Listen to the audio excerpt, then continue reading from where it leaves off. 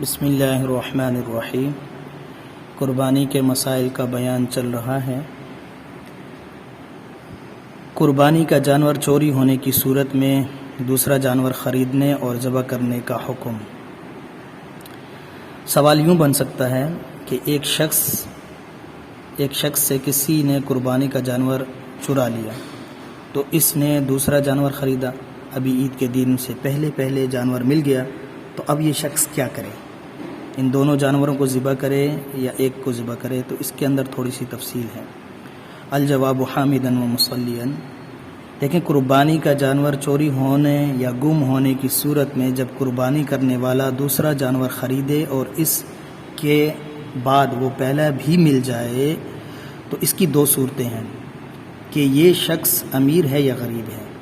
اگر یہ شخص امیر ہے، ایسا شخص ہے جو مالدار ہے، اس پہ قربانی واجب ہے، تو ایسے شخص پر ان دونوں جانوروں میں سے ایک جانور کی قربانی کرنا لازم ہے۔ البتہ اس چیز میں خیال رکھے کہ جانور جو قیمت میں زیادہ ہے یا اچھا ہے اس کو ذبح کرے، یہ افضل ہے۔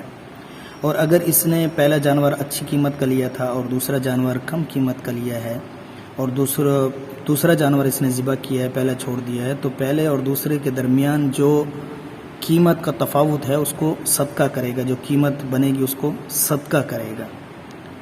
اور یہ تو بات ہو گئی اس شخص کی جو غنی ہے، یعنی کہ مالدار ہے۔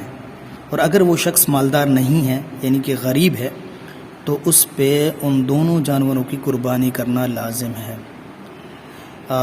علماء پہلے بھی میں یہ بیان کر چکا ہوں اور علماء کرام نے لکھا ہے کہ یہ غریب شخص پہ قربانی واجب نہیں تھی، اس نے قربانی واجب اپنے اوپر کی تو وہ نظر بن گئی۔ پہلی قربانی کا جانور وہ ہوا تو دوسرا لے آیا تو دوسری نظر آ گئی، تو دونوں نظروں میں اس کو دونوں کو جانور ذبح کرنے پڑیں گے۔ تو اس لیے یہ جو غریب شخص ہے یہ دونوں جانور ذبح کرے گا۔